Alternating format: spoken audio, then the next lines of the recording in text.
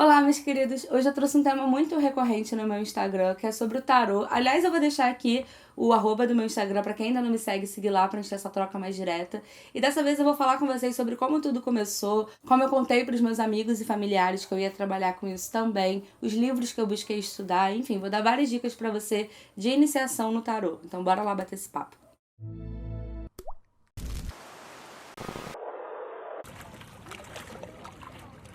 Eu recebi essa sugestão de uma seguidora, que agora eu não lembro o nome dela. Eu vou deixar aqui na tela a mensagem dela. Aliás, um beijo, muito obrigada pela dica.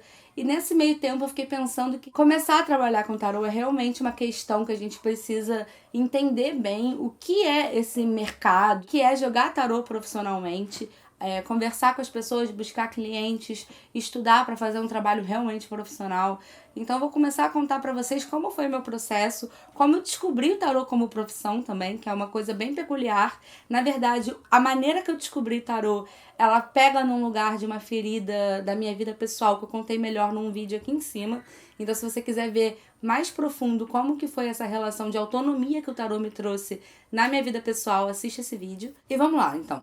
Tudo começou quando eu não tenho religião, muitas pessoas me perguntam isso também. Eu não tenho uma religião exata, eu me considero universalista e pego um pouco de cada crença no que faz sentido pra mim e também tento extrair o comum de todas elas, porque no final é tudo sobre a mesma coisa.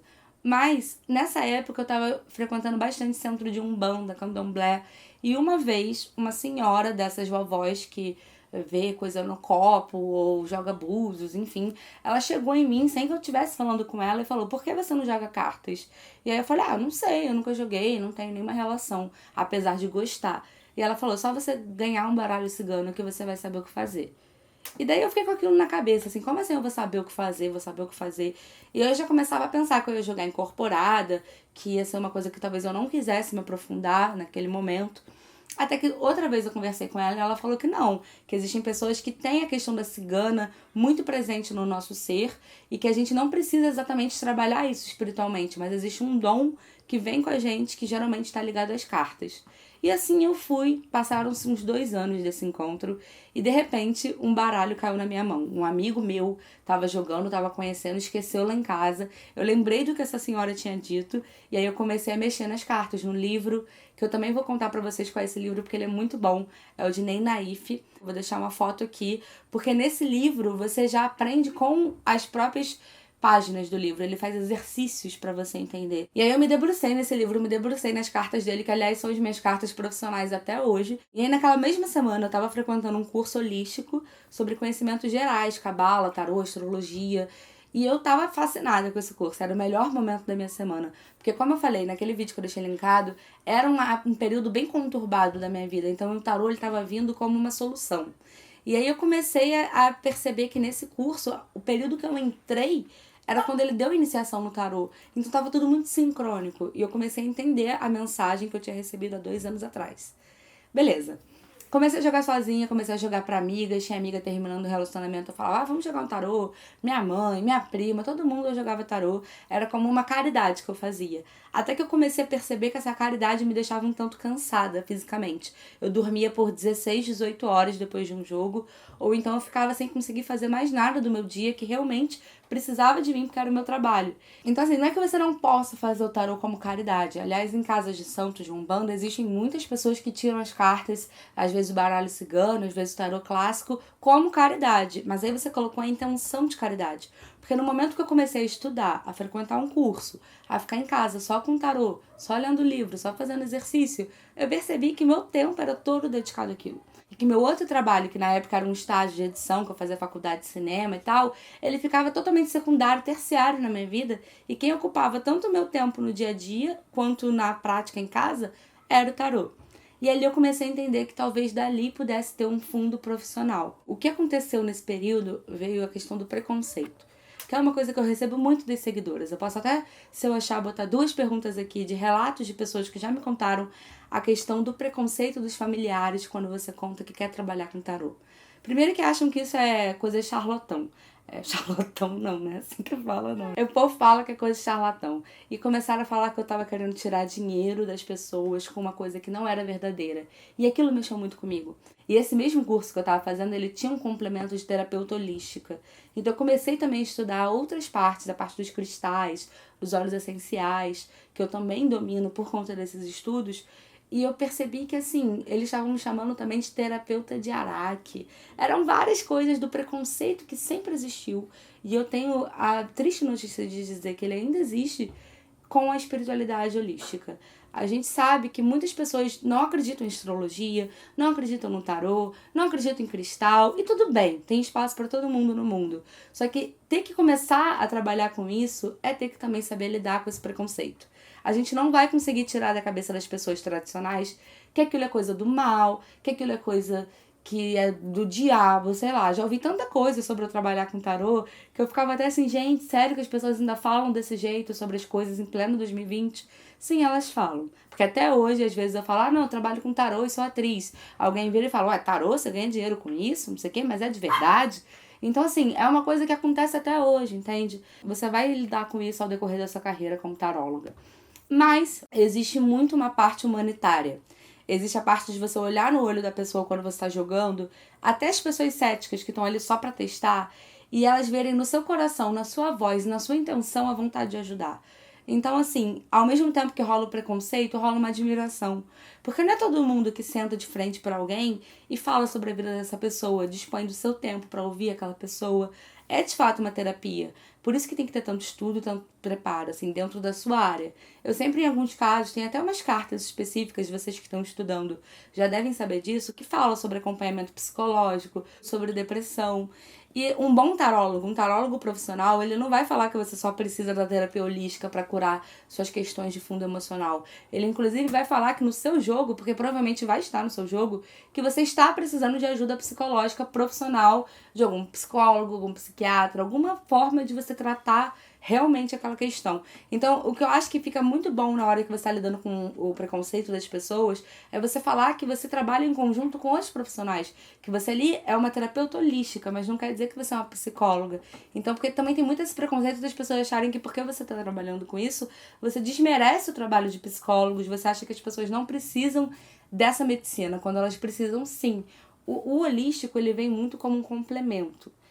Na minha vida, eu sempre que me tratei com a terapia holística foi na tentativa de não tomar remédios, mas o acompanhamento médico, psicológico da minha psicóloga esteve sempre ali presente.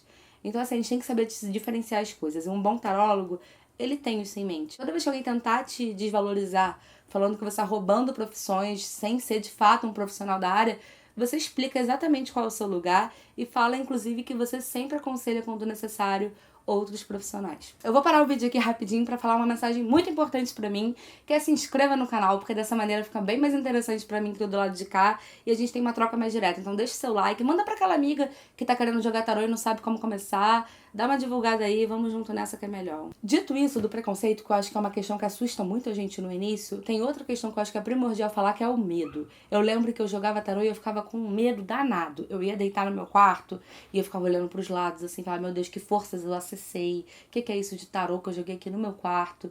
Então, assim, existe um medo que já vem do nosso inconsciente, das coisas que a gente ouviu até então. E que naquele momento de sensibilidade, de abertura espiritual, é natural que a gente se sinta mais suscetível às pequenas nuances do ar, assim, da energia. Você realmente sente uma energia forte quando você começa a se envolver com isso. E também tem muito uma questão que as pessoas falam e que aconteceu comigo, que a gente esquece o jogo. Você joga para um amigo, ainda mais se for de graça. Você esquece totalmente o que você falou. Não adianta depois a pessoa querer ligar e falar para você repetir aquele conselho daquela carta tal, que você não vai lembrar. E isso faz parte da magia do tarô. E é por isso que algumas vezes isso assusta a gente. Mas calma, primeiro que é assim mesmo. Eu já conversei com a minha psicóloga, ela me disse que ela não lembra de tudo que ela me falou e nem de tudo que ela falou para os pacientes, por isso que ela anota algumas coisas, para ela ter pontos na cabeça dela, referenciais, para ela lembrar do que ela disse naquele dia há 6 meses atrás. E isso acontece também no tarô, então a gente não tem que se cobrar saber dizer as coisas que a gente disse na hora de novo depois. Aliás, faz parte do trabalho falar só na hora da consulta, porque você imagina, você dá a consulta uma vez, depois tem que repetir o que você falou várias vezes. Não faz sentido. Então acho que também é uma maneira de proteger o tarólogo você não lembrar de tudo, para as pessoas não abusarem da sua boa vontade, da sua voz. O medo era uma coisa que eu tinha, não eram só as pessoas que tinham. Lógico que as pessoas céticas, as céticas nem tanto, porque as céticas simplesmente não acreditam, mas as pessoas hiper religiosas, hiper tradicionais, tinham medo de mim por o que eu estava mexendo. Eu já vi pessoas falarem, não mexe com ela não, porque ela depois vai fazer alguma coisa pra você. Então assim, eu já deixo aqui de conselho você fechar o ouvido para esse lado do preconceito, da má fama que o tarot tem, e focar nas pessoas que querem realmente aprender com ele. Essas pessoas também, que eu falei que algumas delas vão se sensibilizar pela caridade, você talvez possa falar pra elas que é tudo sobre amor, que não tem por que temer, que não tem nada a ver com o diabo, ainda que existe o arcano diabo no jogo, não tem nada a ver com isso. Aliás, o arcano diabo, ele fala sobre a questão material, sobre os desejos, que é uma coisa também a ver com o diabo real, né, que é totalmente distorcido. E assim, o medo, ele sempre atrapalha qualquer coisa, então o tarô também vai ser atrapalhado se você vibrar muito sentimento de medo. Mas, com o tempo, esse medo que eu senti, ele foi super neutralizando, porque primeiro que eu vi que não aconteceu nada, eu vi que eu não estava incorporando nada, não estava mexendo com nada, além da minha energia, da minha vocação e do meu servir. Então, assim, eu me colocar em serviço a outra pessoa com algum valor de troca, seja ele escambo ou realmente o dinheiro, mas eu percebia que aquilo era muito mais a ver com algo genuíno do que com algo ruim. Então passou a ser um momento de luz mesmo, e não um momento de peso. A minha mãe, ela sempre falou que não é bom jogar tarô no quarto. Eu acho que você jogar pra ti, numa consulta, autoconsulta, tudo bem você jogar no seu quarto. Mas se for pra uma outra pessoa, e se for profissional, é legal você ter um ambiente só pra isso, por conta da energia. E quando você não puder ter um ambiente só pra isso, por conta da energia, que você jogue no chão com os 4 elementos presentes. Porque aí você consegue equilibrar o seu altar com a proteção divina dos 4 elementos aqui na Terra. Então, agora que eu já apontei o preconceito e o medo, eu vou falar o último tópico, que é por último, mas não menos importante, que é o estudo e a disciplina. Nesse momento da minha vida, eu percebi que o tarô ele só ia acontecer profissionalmente se eu tivesse a disciplina e a continuidade de estudá-lo e trazê-lo para minha rotina. Então, é muito importante que você reserve um momento para você estudar, pegar nas cartas, olhar, pensar nas combinações, assistir vídeos, buscar cursos. Assim, você não precisa gastar tanto dinheiro, porque é realmente sobre um dom, é realmente sobre o que está dentro de você. Então não pense que você precisa ter o melhor baralho de tarô, a melhor mesa, os melhores cristais, porque não é sobre isso, é sobre a sua essência e sobre o quanto você está disponível a colocar isso na Terra como seu serviço. Então, assim, eu recomendo que você encontre um baralho que você se identifica com as cartas, que elas sejam didáticas. Eu falei que eu ia falar do livro no último vídeo, eu vou falar dele agora. É o de Ney Naif. Esse livro, ele já vem com exercícios. Então, o autor, ele separou realmente, de maneira bem didática, os arcanos, os grupos. Você consegue entender um pouco através das cores. O tarô é simbologia pura, então qualquer detalhe é muito rico na interpretação. E nesse livro eu acho que ele faz isso de uma maneira bem didática. Então eu recomendo esse livro para quem está começando, mas recomendo infinitos outros. Recomendo principalmente que você busque umas cartas, que você busque o seu baralho de acordo com a sua identificação. É muito importante porque ele é uma extensão da sua mente, né? A gente tem Jung falando muito sobre o tarô e o inconsciente. Eu recomendo que você leia também. Eu vou botar aqui um livro que para mim foi muito importante na espiritualidade, que é sobre os símbolos. Então vou deixar a foto dele aqui. E que você sempre complemente o seu trabalho de tarô, o seu estudo de tarô, com pessoas que falaram sobre o tarô de uma outra perspectiva, né? É interessante a gente buscar alguns conhecimentos da psicologia também, da psicanálise, porque tá tudo muito voltado com o inconsciente, com a maneira que a gente bota isso presente através da voz, através dos atos, através da simbologia. Então é legal a gente ter uma relação bastante instruída, assim, porque a gente vai estar passando isso para uma outra pessoa. E aí isso só depende de você. Então eu acho que mais difícil do que o preconceito, que é uma coisa que eu listei no início do vídeo, é a questão da disciplina e do estudo. Bom, eu acho que eu citei 3 pontos muito importantes da iniciação no tarô. Contei um pouco do meu relato pessoal nessa época. Por que eu digo isso? Porque eu quase pensei em desistir também. Eu já sofri um pouco com preconceito. Eu já tive vezes que eu tava conhecendo um boy, e aí eu falei que eu jogava tarô, a pessoa achou que eu era bruxa, não que eu não seja, né? Eu sou uma bruxa, mas aí a pessoa achava que eu fazia coisa ruim, que eu mexia isso pro mal. Isso vai acontecer, é a famosa falta de informação. Cabe ao seu nível de paciência querer explicar essa pessoa ou não. Só que eu acho que o amor, ele é sempre um bom resumo pra você falar: esse meu trabalho é sobre amor, não é sobre ódio, sobre coisas ruins, é tudo voltado pro amor. E aí você ainda pode falar que no final das contas devia ser tudo sobre isso, porque devia sim, né? A gente sabe. E é isso, meus queridos. Eu espero que tenha sido muito útil pra vocês esse vídeo. Eu pretendo trazer mais tarô aqui pro canal. É um tema que eu vivo, né? Tá na minha realidade. E eu percebo que eu posso ajudar bastante vocês com as dicas que eu tenho, com as minhas experiências. E fica aí o convite pra você conhecer um baralho, pegar, estudar. Nem que seja pra você tirar pra você e seus amigos. Mas se você quiser realmente trabalhar com isso, se joga então no estudo como em qualquer outra área. É isso, boa sorte. Espero que você tenha gostado do vídeo. Um beijo e tchau.